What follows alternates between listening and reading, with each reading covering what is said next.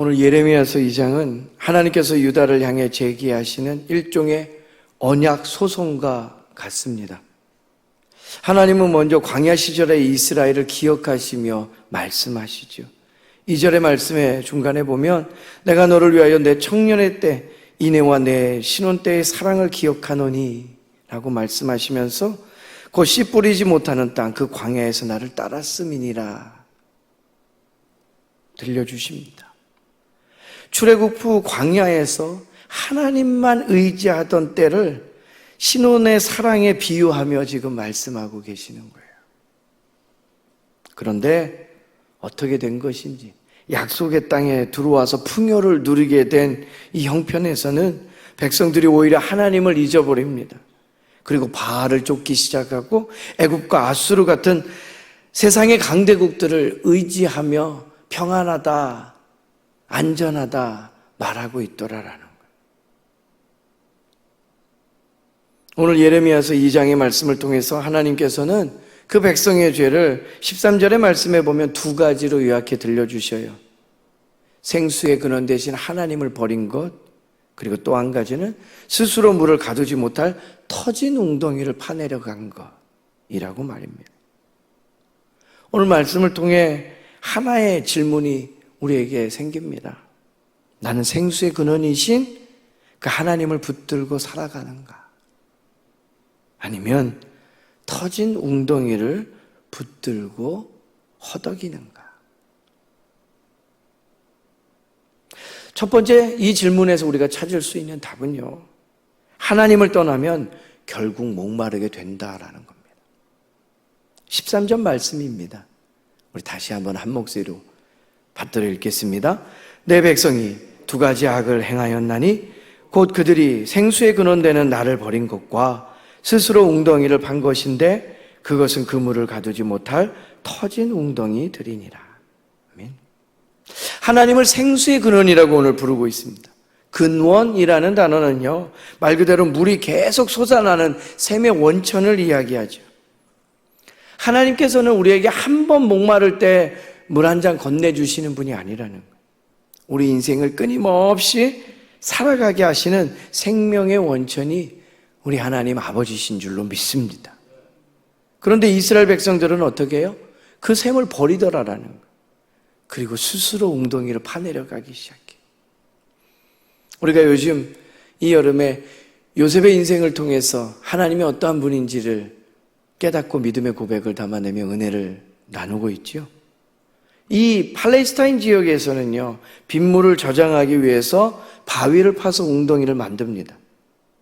그런데 문제는 야외에 판 이 웅덩이가 금이 가기 시작하면 아무리 물을 부어도 결국 다 새어버려서 땅에 흡수돼 버리고 만다라는 거예요. 이스라엘에게 그 웅덩이는 우상이었어요. 샘의 이 원천이 그대로 있는데 거기서 물을 마시지 않고요,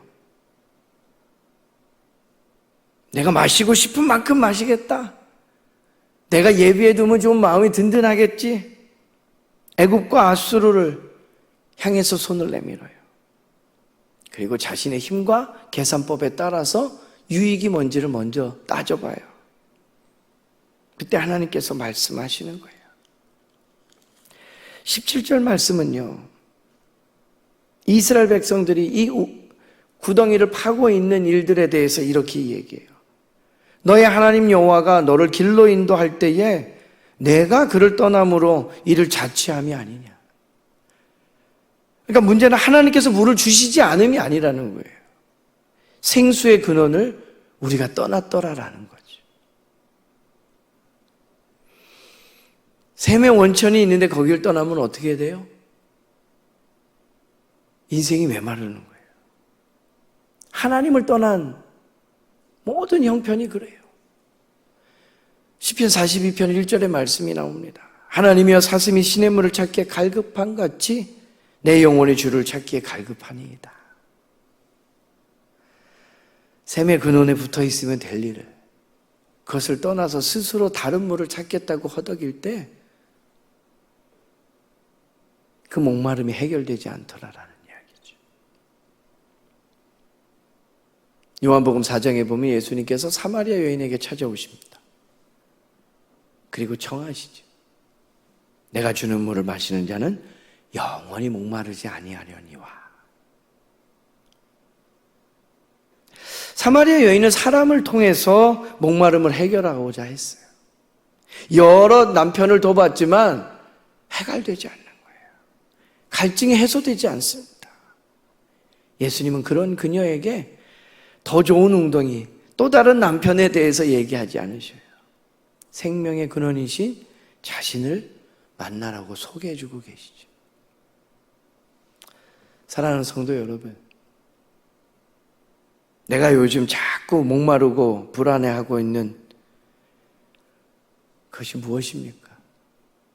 뭔가에 우리가 집착하고 있다면 물어봐야 하는 거예요. 혹시 내가 생수의 근원을 떠나 터진 웅덩이를 붙잡고 있는 것은 아닌가? 라고 말입니다. 두 번째, 그럼에도 불구하고 우리에게 은혜 주시는 건 뭐냐면 하나님을 떠난 결과를 깨달을 때 우리가 다시 하나님을 찾게 된다라는 거예요. 오늘 본문의 19절 말씀입니다. 19절 말씀을 우리 한 목소리로 다시금 읽어보도록 하겠습니다. 내 악이 너를 징계하겠고 내 반역이 너를 책망할 것이라.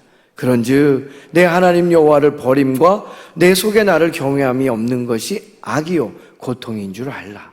주 만군의 여호와의 말씀이니라. 아멘. 하나님께서 단순히 너 벌 받을 거야 라고 말씀하고 계시지 않더라라는 거예요. 하나님을 떠난 것 자체가 이미 고통이라는 거죠. 여러분, 죄의 가장 무서운 결과가 무엇입니까? 어머, 오늘 새벽에 내가 말씀을 보지 않으면 안 좋은 일이 생길 것 같다라는 그 막연한 두려움과 무서움입니까? 아니면 내가 기도하지 않으면 벌을 받는 힘든 상황에 놓이게 될까봐 그 막연한 두려움이, 그 무서움이 우리를 붙잡고 있습니까? 진짜 벌은요, 우리가 하나님 없이도 살 수 있는 것처럼 착각하게 만드는 거라는 거예요. 탕자의 비유가 바로 그렇습니다. 아버지를 떠난 아들은요, 자유를 얻은 듯 여기죠. 오래가지 않습니다. 결국 돼지가 먹는 쥐염 열매조차 먹지 못하는 자리까지 내려가잖아요. 그때 성경은 말해요.